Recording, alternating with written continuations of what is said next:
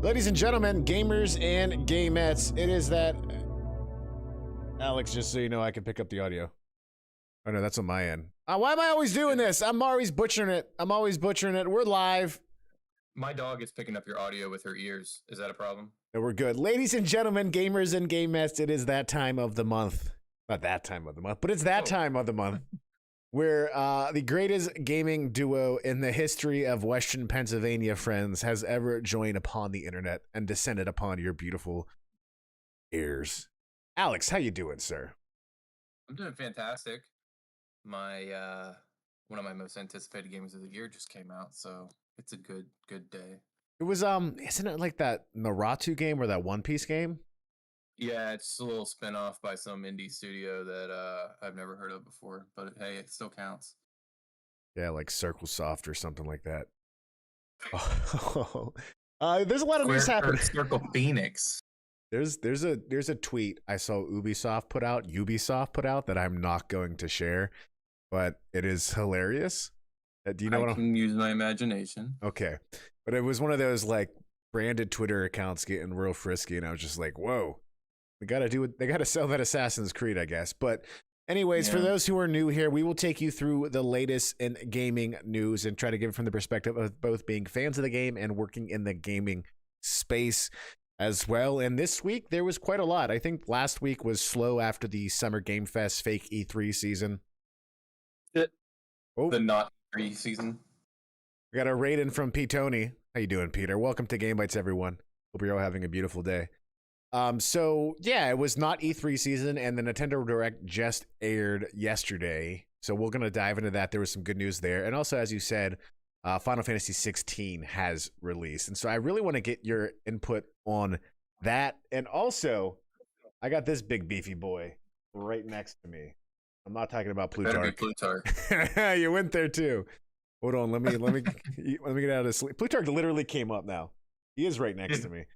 Is he peeing right now? We got the Republic of Gamers ASUS ROG Ally device. This thing is slick. It is beefy. It is powerful. It makes the Steam Deck look like a Slim Jim in terms of the beef. This is like a filet mignon, and I mean, honestly, the Steam Deck's great. This is a Windows 11 device. I want to kind of spend some time talking about that. And like I said, we'll go through the Direct. We'll go through some of the other gaming news as well. So yeah, Alex, everything going good though? How's your week? How's Joy feeling? She's doing good. For those who do not know, because we mentioned it on separate streams, both Mark and our wives are pregnant, and their expected due dates are 7 days apart, which is pretty miraculous in and of itself. But so we are simultaneously living with pregnant from across the coast or across the country. But no, she's doing fantastic.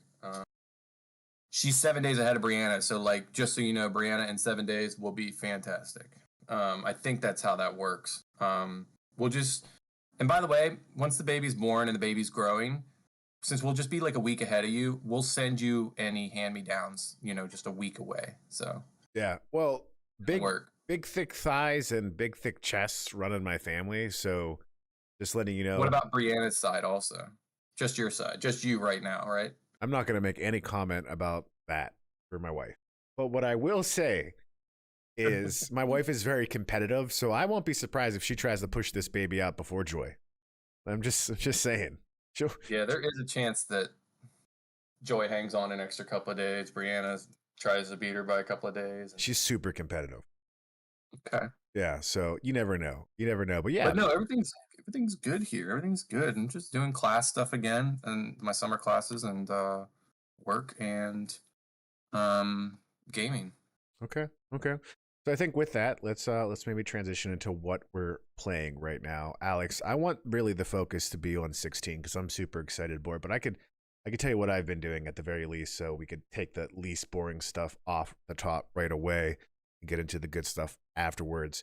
I'm still playing Diablo. I mean, I don't think Diablo is boring at all. I'm loving this game. It's everything I wanted from a Diablo game. I'm slowly progressing through to the end game, and at that point, I'll upgrade my tier to do Nightmare mode and just do Nightmare dungeons. And I think I'm going to do a hardcore character as well, which is whenever you get one death and that's it. So I'm loving it. It's a fantastic game. It's a game I could see I played Diablo 3 multiple times. I kept coming back to that, and that's the appeal of these games, the seasons and all that. That's what I So was gonna ask. Like, what is something? What's the biggest change you've seen since Diablo 3 to 4? That jump. But what's something also that's in Diablo 4 that'll pretty much like make it impossible for you to go back to 3? Is there any like major gameplay changes that you yeah, appreciate? yeah, that's a good question. I would say Diablo 4 is a perfect hybrid of Diablo 2 and 3. The Diablo series historically was very dark. Dark tone to it. I mean, it's dealing with evil forces, right? And light conquering evil forces. So historically, it showed off how kind of nasty that could be. And like, there's parts in Diablo 4 that capture that perfectly. That remind me of movies like Hellraiser and all that stuff too. So it's got that dark tone again. And Diablo 3 was criticized, rightfully or not, because in the same spirit that Diablo 3, I think rightfully tried to make its gameplay more palatable, which it achieved. It again, I've said this before, but it revolutionized how you play action RPGs on console for sure. It also tried to make the color and the tone a little bit brighter. So Diablo 3 had a lot of like, bright colors associated with it. Its dungeons weren't so dark. It was no darkest dungeon. So I like Diablo 4 because it brings back that dark tone. And frankly, I think the combat is a bit more refined. Diablo 3, at times, I felt like you could simply button mash, Um, in Diablo 4, even on its lowest tiers, you kind of still have to think about what you're doing in this game. So that's it. I think that, and why I can't go back is because, well, if you remember Diablo 3, all the acts took place at different locations. Like you would teleport to a new act. This is all one big world map. It's fully open. And it's fully online, so you're playing with other people all the time. And similar to Destiny, there's all types of events that are happening. There's small-scale public events you just walk into that you get good loot at. There's larger-scale public events where, like, all of a sudden, you just get a message and say, hey, this place on the map, be there this time. Something's about to go down, and there's like 20, 30 people just hacking and slashing. And then there's world bosses, which are like a step above that, where these giant things that almost like Final Fantasy 16 endgame bosses. You know what I mean? Where like it's going to take a lot of effort and thinking to bring this thing down. So I just think, again, like Diablo 3, there's something for everyone. But for those who really miss the seriousness and challenge and tone of Diablo 2, those that migrated to Path of Exile, I would say, can come back to Diablo 4 and feel at home. So that's why I probably couldn't go back. So that's my answer. Do I get an A, teacher, or no? Yeah, that was a good question, good answer. Everyone Right. gets passed back. Right. I'll give My a great start when I come back. my nightmare is over. I'm no longer waking up naked in class and failing. So but yeah, so that's it. Besides that, like I said, the ASUS ROG, I went back and played some Xbox games for a bit and all that stuff, but we'll talk more about that hardware beauty here in a little bit. But tell me about Final Fantasy 16. Like so where are you without spoiling too much? Just give me your overall thoughts on this game. That was a weird reflection. Overall thought so far is I think I was trying to think the same question, but for like Final Fantasy Remake, because like what I do not like too much in games is when you're stuck on rails and things are too linear. Because I've gotten so used to open world games. For example, I just started and platinumed Sonic Frontiers just last weekend or earlier this week or something. But like I just blasted through that game, but I think that's the first Sonic game I've played in its entirety. But I remember Remake at least had you're still on rails, and I remember the fighting and the combat was like derivative of like stuff like Kingdom Hearts and a big step away from like traditional turn-based fighting or the other Final Fantasy games. But I think I really like the active dodge, like the precision dodge in this game. It's something you can thoroughly abuse, but it makes the fighting just a lot more dynamic. I don't know. In Kingdom Hearts, it's like trading blows. Like you hit a couple of times, you're supposed to get hit a couple of times before you like heal stuff. Like there's stuff that's just absolutely inescapable, and it gets frustrating, especially when you're in like chain combos. Yeah. I have to go back to those games and just understand that you're supposed to eat this, and you're supposed to be stuck at 1 HP at the end of this combo and deal with it. But this one, the precision dodge is really cool. So I am in the Great Forest, and there's a giant tornado. I think I'm technically 6 or 7 hours into the game. Both parts from the demo, both the opening and this extra thing in the menu called Iconic Challenge, both of those are in the opening hours of the game. There's only about like a 2 hour snippet in between those two parts. I thought that was going to be like way later, considering everything you had in like your Okay. arsenal and what's going on and who you're dealing with. I thought that was going to be like, here's the demo for the opening 2 hours. Here's something like deep into it, like chapter 10 of 20 or something. But no, it's pretty early. Um, but yeah, there's a giant tornado. I don't want to spoil anything else, but the combat's definitely opening up. Okay. I think you do have the same, very close to the same thing. If you played Iconic Challenge in the demo, then I have all of those mechanics. Okay. But yeah, it was I can't really spoil anything, but the special abilities that you have and stuff is breaks up the gameplay from just mashing square. If someone's just mashing square this whole game, then that's the most boring way to play it, and it's not. I don't think the way to play it. I don't think it's how it's designed to be played. Yeah. One thing I do like is so there's a special powers you can use by holding down the shoulder button, and you can use two separate moves for like the Phoenix, for Sure. example. Those have separate cooldowns, and if you time those for the stagger, that's good.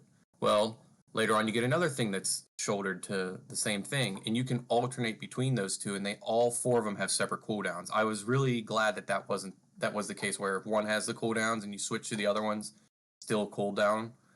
It's technically four separate things, which I was really glad because it just like breaks up the not if you want to call it monotony in the fighting. I'm hoping it opens up. Like I said, I don't like being on rails, but I am hooked on the stories and the characters. Like I don't get bored during cutscenes, and I'm actually like invested. I think Sid's voice actor is awesome. That's what I I've don't know. heard. I've heard people say That guy that. is that guy is buttery. That dude, that is just he is.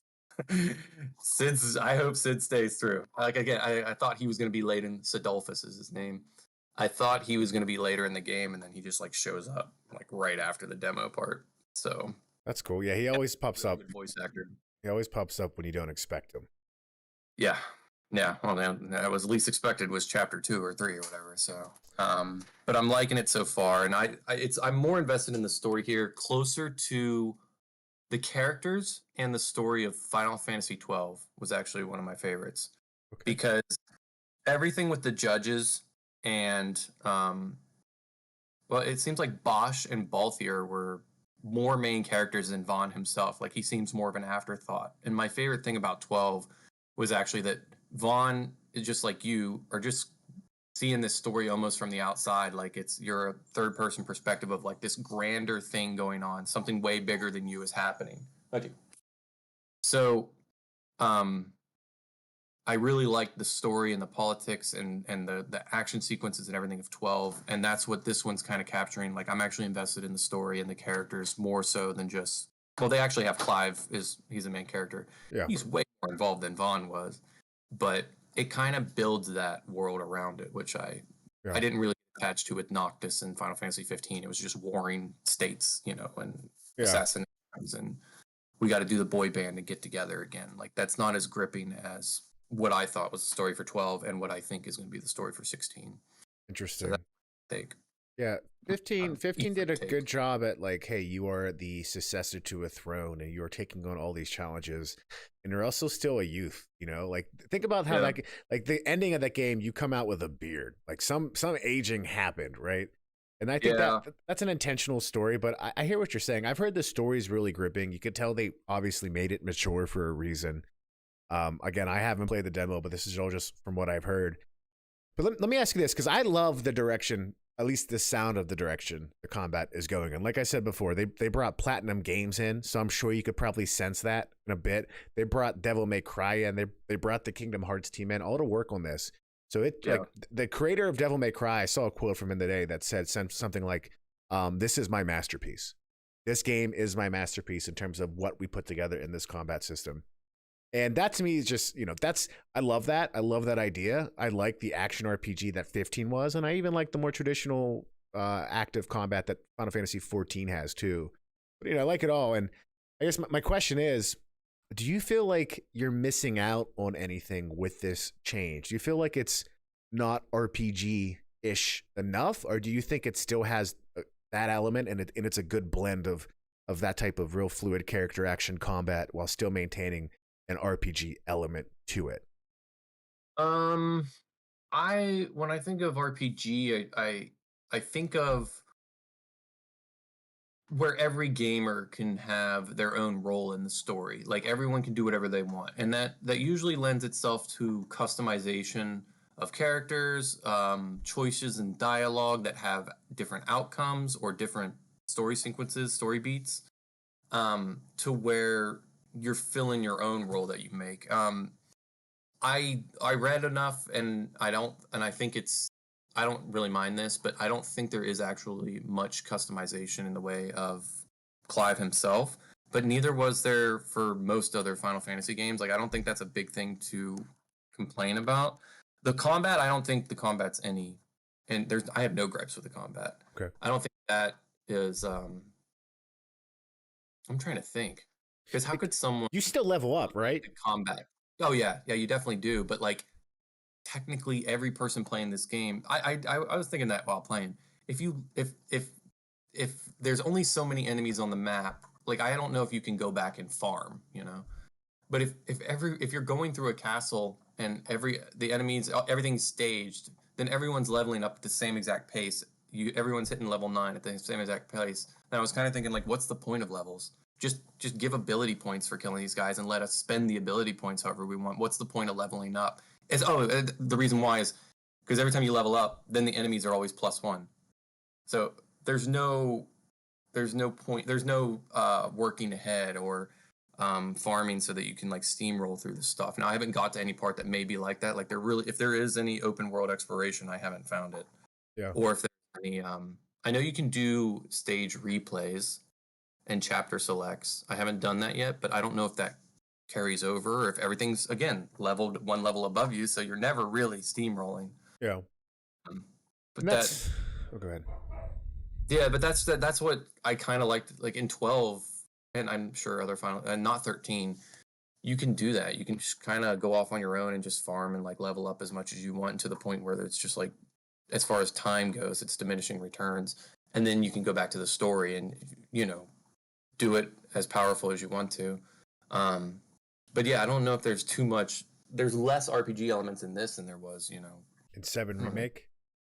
Yeah, I mean, yeah, not customization for the characters, but think of the what's the little spheres called? Materia. Materia. You can vastly change your gameplay based on what materia you have equipped. Your party is who they have equipped, the weapons they have equipped, mage builds, all that stuff. There's not much of that yet, and I don't know if there will be. How many hours are you in? Including the demo, I'd say like 6 or 7, 8 maybe. 3, yeah. Side note, I just want to say I told our community here the other night whenever you texted me that you platinum Sonic Frontiers, and like the amount of speed you did that within, everyone was just like blown away. There's been people playing that game since it's come out over here and they're like, what? Yeah. So I should see if there's I could look at the time on the actual PS5 on when Sonic the Hedgehog himself is impressed. I think that's the whole point. Yeah. That was I haven't had much time to do this one because well, it just came out last night at 9, huh? That was a whole conversation with us. It comes out on Friday. I'm like, comes out the 22nd. Yeah, so Friday, Thursday at midnight. I'm like, no, the 22nd. You could buy it in stores Thursday morning. It's fun. Yeah, I will. If this, I don't know, but I'm gonna be putting in like 30 hours this weekend alone. Nice. So nice. See if that covers the story or not. But I'm gonna get a lot done this weekend because I don't got anything else going on. Very cool. Very cool. But yeah, I like the combat enough that I hope some of it goes into Rebirth, Final Fantasy VII Rebirth, especially the active dodging and everything. It's so smooth. If you do a perfect dodge, you can like jump right back into the fight. It keeps everything fast paced. Maybe that's what people are used to with Devil May Cry series and stuff like that. Oh yeah. But I really like it so far. And like I said, especially what you tag to your shoulder button and those specials, the fact that there's 4 separate cooldowns rather than just 2 or even just 1 is awesome. And I was thinking I was doing pretty good with the fighting and everything. I thought like maybe this is too easy. But then I realized just how little potions you actually have on you and high potions, and how much like the bosses actually do a lot to you. You actually have to ration those potions off. You can't be just like, oh, I'll just swing and get hit and I can heal. Like, no, you run out. And those Just think boss about it. fights, especially the one I just did on the top of the castle in the dark, this person can fly. It was like a pretty long fight, and you mess up too many times. I didn't, but I could see where you run out of potions and you have to redo that fight just because of that. You don't have 99 potions in your pocket like all the other games. Yeah. So I Interesting. think that's where a lot of the difficulty is going to come into, especially on the hard mode, Final Yeah. Fantasy mode. Yeah, and I wonder if there is what type of end game and if your leveling and building has more to do at that point. What I will say is what you mentioned about the leveling. That's how Diablo 4 handles it, and I think it works out in a way to where when I go back to like the starting area at my level 53 build that I am now, I'm plowing through, but it's still not like nothing. You know what I mean? It's they're on my level, Yeah. but they're still less difficult in a way. Then when you get to harder difficult, like if you get to a place that's more end game oriented, you definitely feel the fact that you need to be thinking more strategically. You need to have your build correct. You need to have the right buffers. You need to have everything ideal. So the reason why I like it is because for multiplayer, and I don't think Final Fantasy 16 has this, but whenever someone wants to join me, it plays the same for both of them. So like if you played tomorrow and jumped in my game at the end, you would be able to play along with me without getting just freaking reamed. But I would Okay. also like the enemies would dynamically adjust for both of us. So I like in that instance how it works out. And there's always the farming problem games want to avoid where they don't want to have too much grind and all that stuff. But yeah. Ismail in the chat, have any of us played Diablo Immortal? No, never played it. I was always disappointed that it wasn't a new Diablo, so I never gave it a try. But I do know there's some people in the community that have played it a lot. So definitely people that have. Yeah, so I'm excited. My copy doesn't get in until tomorrow. I'm so mad, and we're leaving tomorrow morning.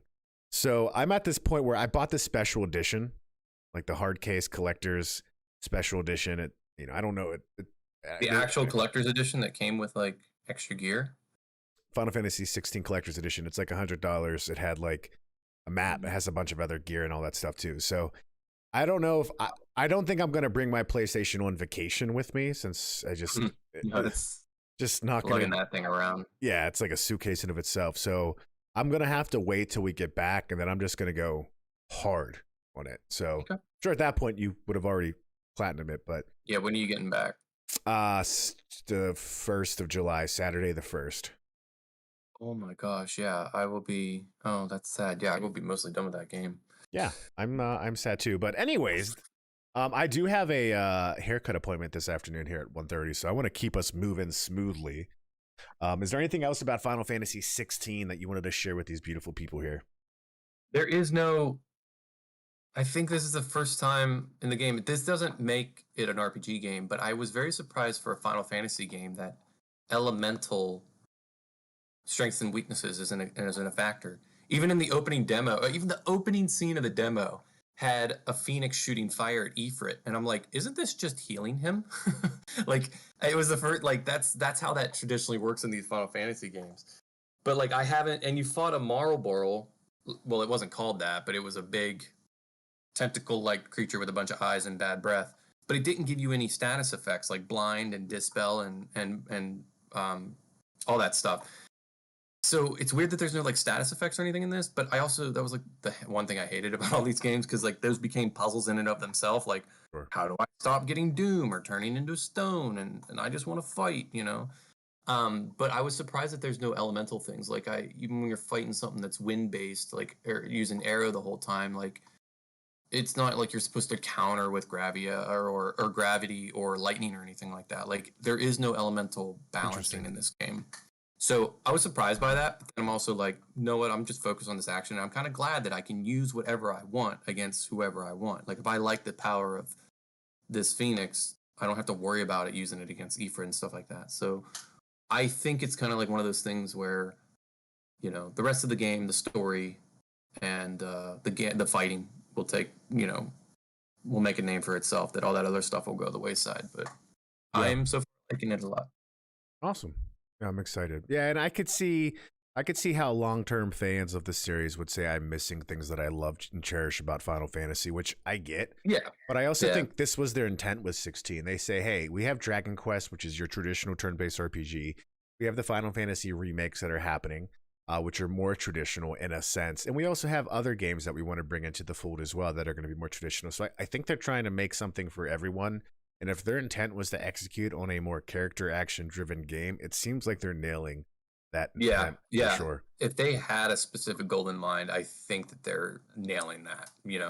But if they're trying to reach other people's expectations, like seriously, this is almost like a good way to say it. It's this longtime fans are expecting at some point in time for a guy named Sid to show up, but instead a guy named Chris Highwind, a blonde-haired guy who's a pilot, just shows up. Everyone's gonna be like, "Why'd you call him Chris? Like, why couldn't you just call him Sid?" Like we had expectations, but the Chris is cool, but like you were so close, and that's kind of like what some of the beats are happening with Final Fantasy in this game. Interesting.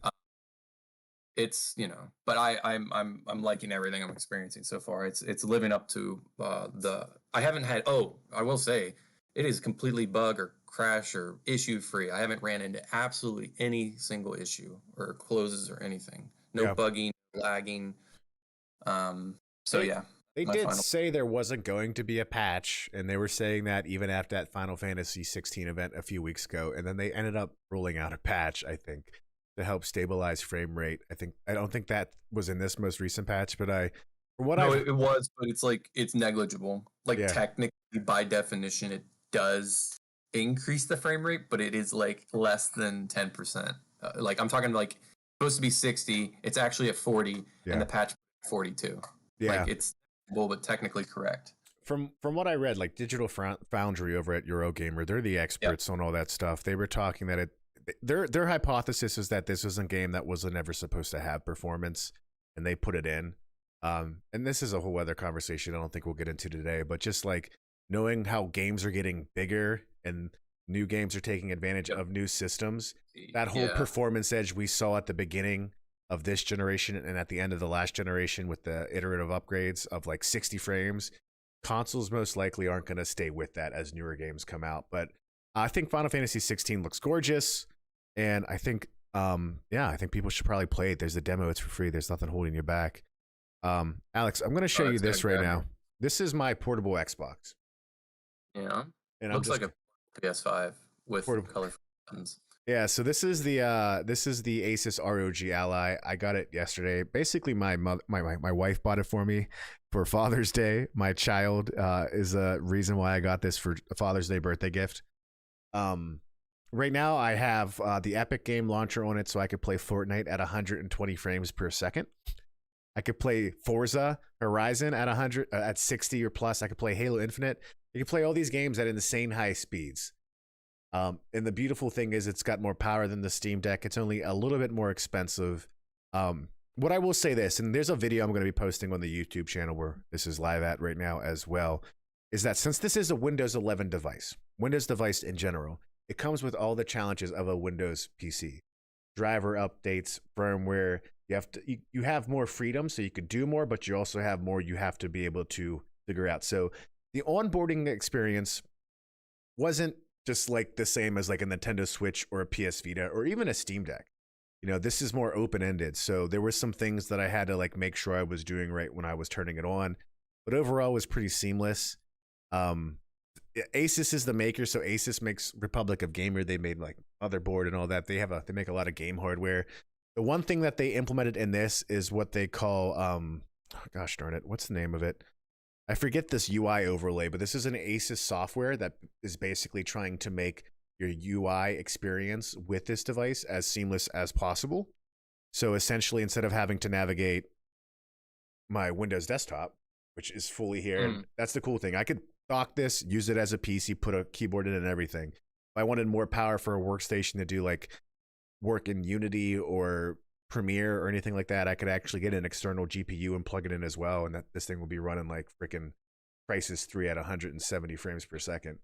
Um, it's really cool. I'm excited to get more out of it. Like I said, the first thing I did was install Halo Infinite and then Forza Horizon. Then I installed Final Fantasy 14, and now Diablo. I haven't played Diablo yet, but it's a really cool device. It's trying to do a firmware upgrade right now, so that's why I can't. Gotta plug it in and do it. So yeah, it's like I said, it's $700. There's gonna be a further, more in depth first impression and unboxing on what that onboarding experience was like and all that. But I'm glad I traded in the Steam Deck for this, is what I'll say, because it seems to do everything that the Steam Deck could do, and even more so. Proton was that layer experience on the Steam Deck. So Proton was essentially, most games are made for a certain type of PC. If there was compatibility issues with the PC, since SteamOS is a Linux-based OS, not everything was made for Linux. It used this package compiler called Proton that would essentially like emulate the game in a way, which was really strong and powerful. It ran most games and was always getting updates. But there were situations where it would be like Steam library on the Steam Deck would say, this game isn't fully compatible. And that could be something as simple as the text is hard to read because they never adjusted it for a smaller screen, which developers can do. Or it could be something more, troubling, which is like, yeah, this game plays fine, but cutscenes just don't play. Like the way this game decided to compile cutscenes, you're just going to have a minute of like 30 seconds of darkness and you're going to hope that it comes back. But that's where a cutscene would play. So that happened with a lot of games. Interesting thing about that type of technology, Apple at their most recent event, when they unveiled the Ready Player One headset, they said that they're essentially doing the same thing with Apple devices, which is great for Apple users because there's so many games they can't play. And this will essentially allow them to play Windows games on an Apple computer. And it's just going to simulate that and use the Apple hardware, which wonderful. It's a great technology.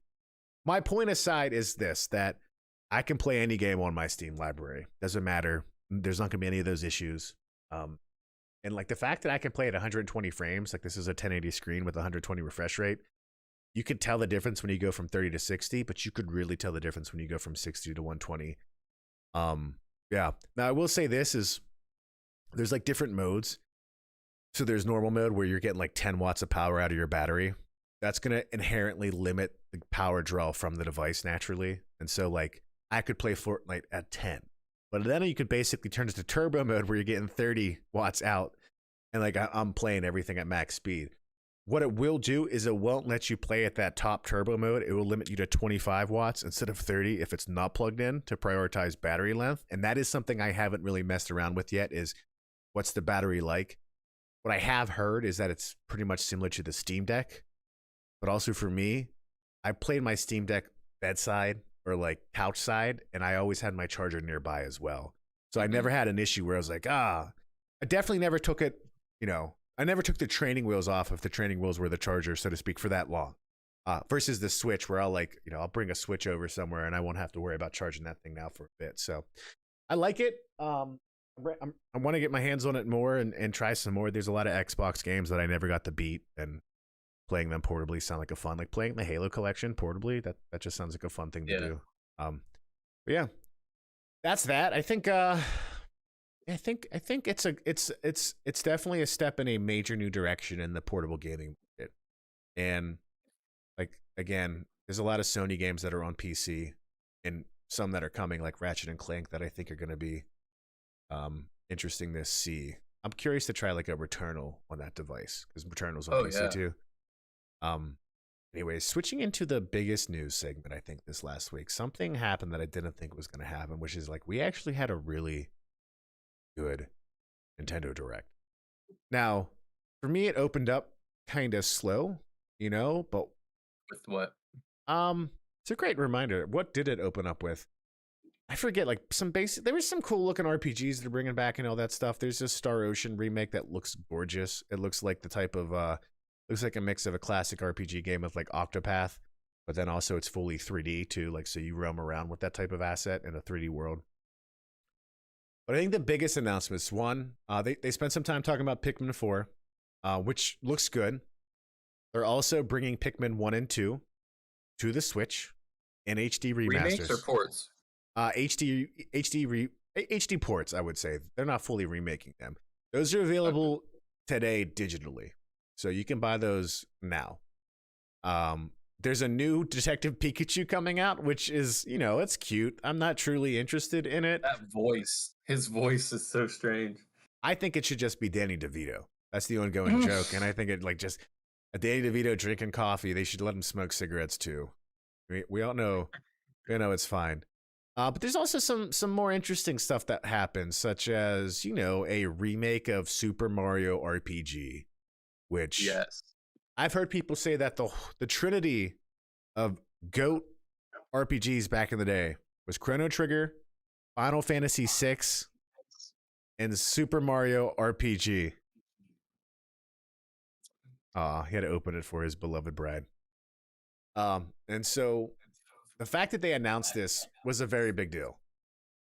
You never played it before, but we talked about it. Like, you were always wondered who's Gino when they say bring Gino to Smash. This is Gino. Yes, that's the only reference I've ever heard to this game was people saying bring Gino to Mash, and I was like, I should look up, and I'm distracted, and I never knew who it was or what it had to do with, but I never knew this game existed. But it looks like Yeah, something I play now. it was a big deal for its time because it really pushed the Super Nintendo far. Like Sega Genesis and Super Nintendo, like they would put like chips. Like, sometimes the games were just basic ROM chips. Then a lot of times the games had more advanced chips installed on the game cartridge itself to get more out of the hardware, to simulate 3D graphics and stuff like that. And this game was pretty impressive graphically, I would say, for its time, but also just story wise, it was super charming and funny and weird, and the gameplay was good. And it's one of the first RPGs I actually put a lot of time in as well, without like hating it, because I think it was Mario. I was like, oh well, I'll play it. It's Mario. Um, but yeah, that's gonna be big. That's November. So again, Yeah, to people who don't know, the Super Mario RPG just I think it wasn't it partnered with Square Enix? Squaresoft at the time. Squaresoft at the time. So it looks like a top-down Final Fantasy game with turn-based combat, but it's all Mario characters, like you're walking around with Bowser.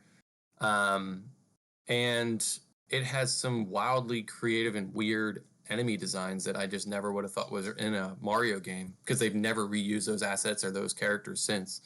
But yeah, it looks truly bizarre for a Mario world, but yeah, it's a turn-based game. Yeah, Turn-based game. it is a progenitor to the Paper Mario series, to the Mario and Luigi series. The first time they ever experienced with anything like that was in this game here. So people went nuts, and it looks like they somehow managed to update, but also keep a lot of the classic. Like, Mario looks a little extra miniature in a way, and it really matches the original aesthetics of that game as well, which I'm excited about. So let's take a step back and like talk about Nintendo's situation. Nintendo is on the track to potentially, if they have a good enough year, they could potentially become the best-selling hardware ever, beating I think the PS2 and something else, maybe Game Boy or DS, maybe. And You're about the Switch? yeah, the Switch. So essentially, Nintendo's at this point where many people were like, the first half of the year has got tons of games, and then we're kind of hitting our peak with Tears of the Kingdom, and then second half of the year for the Switch, it's just Ghost Town. There's nothing there. And so we always figured that there may be another direct to fill in that space. Mm-hmm. And they announced a lot of games. So we always knew Pikmin 4. Pikmin 4 is going to be popular. The fact that they're bringing back those Pikmin games, the fact that they're bringing back some of these other games. There's a new WarioWare coming now as well, which is a big deal. On top of that, I'm sure the release date for that is slated to be 2024, it seems like. So at the very least, they're going to be pushing this for a while. November 3rd, sorry. November 3rd. So 2 games in November, WarioWare and Super Mario RPG, holiday season games that are probably going to sell pretty decent. And this one looks like a lot of fun. It's called Move It, so it uses the Joy-Cons a lot. Wario on the front of the cover here is great because he's got like a blue t-shirt on that's got holes in it. And he's my spirit animal. You can relate to this? Yeah, I can relate to that so much. Guy's just chugging garlic and got his belly out. I love it. So they have that. And then they announced a brand new game. Well, first off, a remaster of Luigi's Mansion Dark Moon, which was a 2DS, 3DS exclusive game, the second game in the Luigi's Mansion series. They're bringing that to the Switch. Full remaster, they said, sometime in 2024. And then last but not least, Super Mario Brothers Wonder. So, I really like the art style or the art. Yeah. How Mario looks like when he's small. I think he looks. So when Mario movie was coming out, we were talking about like how there's supposedly a new 2D Mario in the works, and it's not going to be the new series that's been around since the Wii. You know, we had new Super Mario Brothers, we had new Super Luigi, we had new Super Mario Brothers U, we had the new series, which had its classic beats, right? Like, for example, the animals dance, the Goombas. Like they do that thing at every point in the song. And the idea is that they felt internally that this was hitting its limits. And now there's going to be something different. You and I were kind of thinking like it would be great to do that right before the movie. But they didn't. And I can see why, because they put out that Mario Switch package instead, which sold like gangbusters. All my friends, if they didn't buy one then, when Zelda was coming out, they're like, I should just buy that version and get Zelda because then I'll get 2 games. Like it was a no-brainer in the mind of the consumer, right? Mm-hmm. But now that they have this new game slated holiday season October for the second half of the year, like that's a really good game to put in to kind of help stabilize the remaining year and potentially the last year of the Switch. So I'm going to stop there. What were your thoughts on the games you did see? You didn't watch all the Direct, did you? No. Okay. So, I mean, you showed what I showed you, right? You saw what I showed you. Yeah. Yeah. You'll love RPG. You're going to love it. That's what RPG, I think, comes out in November. November 20th. And I think Mario Wonder is like. People who just bought a Switch and the people who are playing all these Mario games, it's weird to think that these 2 games, why do I kind of see them on equal playing field as far as purchase power? Because, yeah, you're seeing all these people that just bought Switches, and especially if they got it because they like the Mario movie. I don't see why 2 Mario games is a bad thing. Not that they're going to compete with each other, but I just see them both selling reasonably well. They're very similar for sure. But Wander looks so goofy.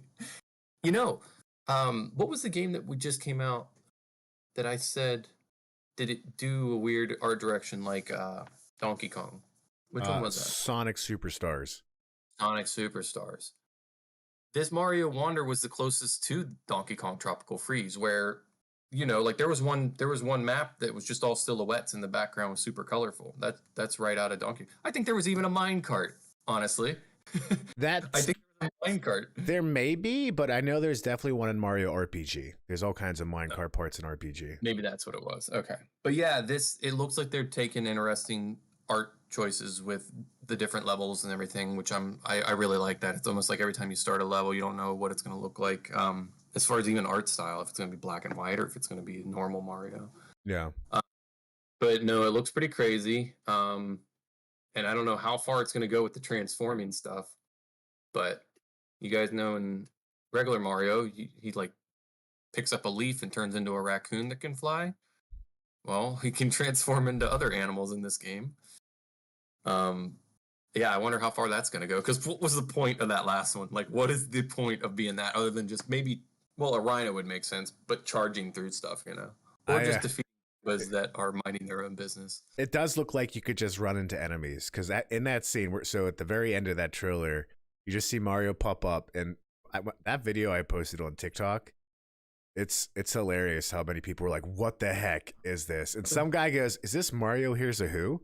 Like, what is this? And so in that last scene, you see him hit a block and this little fruit comes out that looked like an elephant nose. And I was like, is that? It looked like Falapple to me, the Pokemon. It looked like an apple with a face. And I was like, is that I said, I'm like, was he going to turn into an elephant? And then he freaking does. And I was just, I had no words. And the best part is like, he starts to move. Intentionally, there was no music in this part. No music. And you just hear, and those flowers like talk to you. So I'm real curious to see what those flowers do throughout the game. And the flower's like, oh, isn't that a lovely Goomba? And you just hear, boom, he punts it. And the flower goes, well then.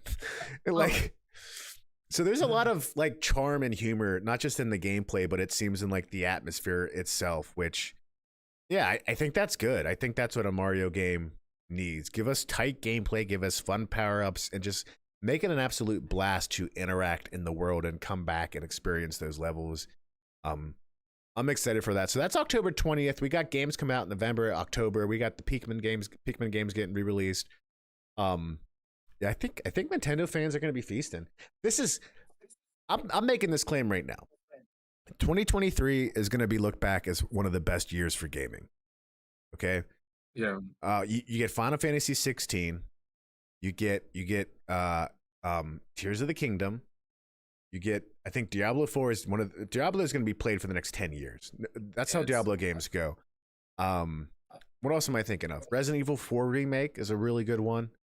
And then, yeah, Super Mario Wonder. I mean, obviously we haven't got a hands on it, but the fact that they're remaking RPG, like, as long as you don't mess that up, that could be really, really good. And then again, the big one, that's a big question mark, but who knows? If it executes, it's going to probably do well. Starfield 2. So, like, Spider-Man 2. Spider-Man 2, thank you. That's a huge one.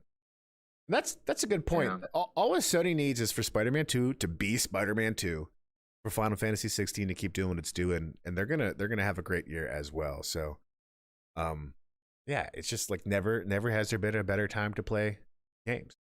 Never. Yeah, it's kind of there's a lot of launches for or a lot of these are on the PS5 or a lot of Nintendo exclusives, but it seems like Starfield's just like the only one coming out of Xbox at least. Well, But it's a very large tentpole for them. yeah, and It's that's the only exclusive. that's something that there's some, like, I think these are kids in like junior high or high school, but they're like starting petitions to make it a PS5 game. It's like, oh, that's cute. But a few more bits of news before we wrap up that I wanted to hit. On Friday, tomorrow, there's going to be a Sega Sonic presentation. So tomorrow at 11 a.m. Eastern, 8 a.m. your time, just a sneak peek at a bunch of upcoming projects for Sonic the Hedgehog. So Sonic Superstars is going to be talked about, I'm sure. I want it. I imagine we're going to get some news on new content for Sonic. I imagine we're going to see a sneak peek of this Knuckles TV series that's in the work, that has Idris Elba and everything. Oh, okay, so it's the live action. Live action, and the Sonic Prime TV show on Netflix is coming back in July. First season of that was actually decent.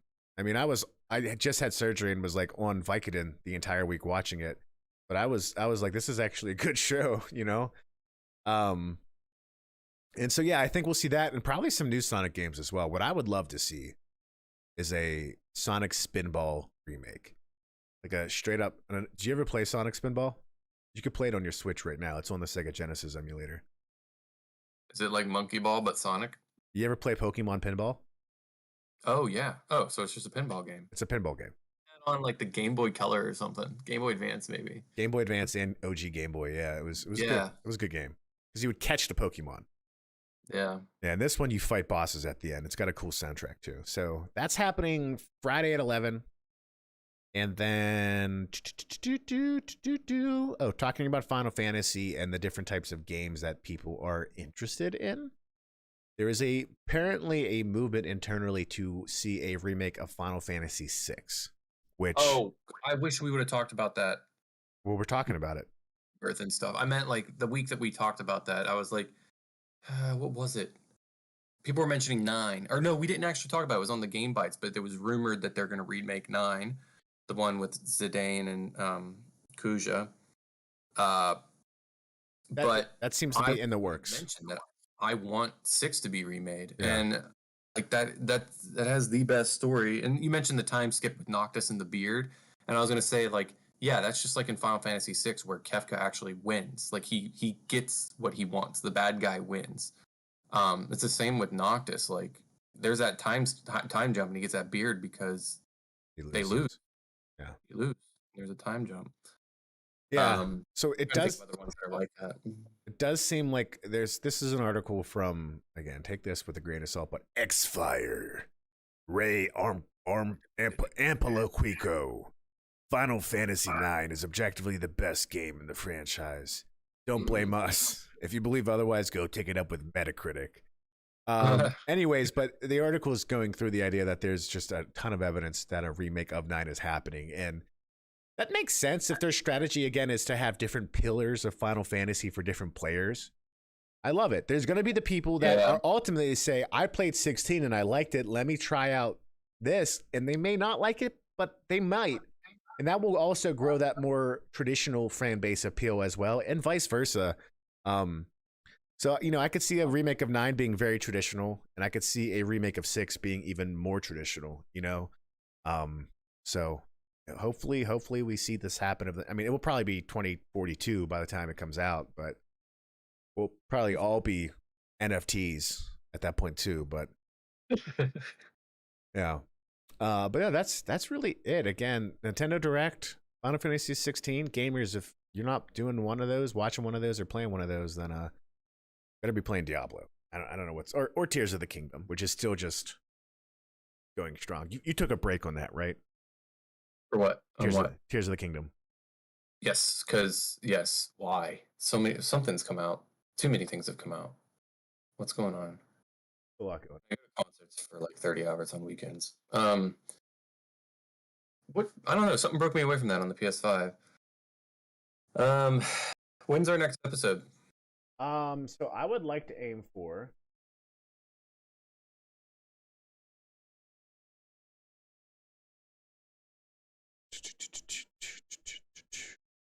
my main thing is, am I going to beat Final Fantasy 16 by then? And then am I going to platinum it by then?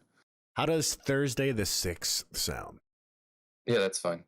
All right. So it won't be a day. It won't Enjoy be your a day. Vacation. Won't be a day episode, ladies and gentlemen, gamers and gamettes. But Thursday the 6th, I would probably venture around 8 p.m. my time, 5 p.m. your time. Typically works out. Game Bites will probably continue on this every other week schedule. Again, the challenging thing during the summer is Alex has to go on vacation so much, and I have to just sit here and be behest to his demanding lifestyle. So, like, how does he go on vacation so much? Then how does he platinum all these games all the time? And that's a good question. It's a good question. I gotta send you a meme. You don't, or do you? If someone sends you a TikTok, do you at least open it on the browser? No, I can open it. I can see it. Yeah. Okay, I'm gonna send you a meme that's gonna make you laugh.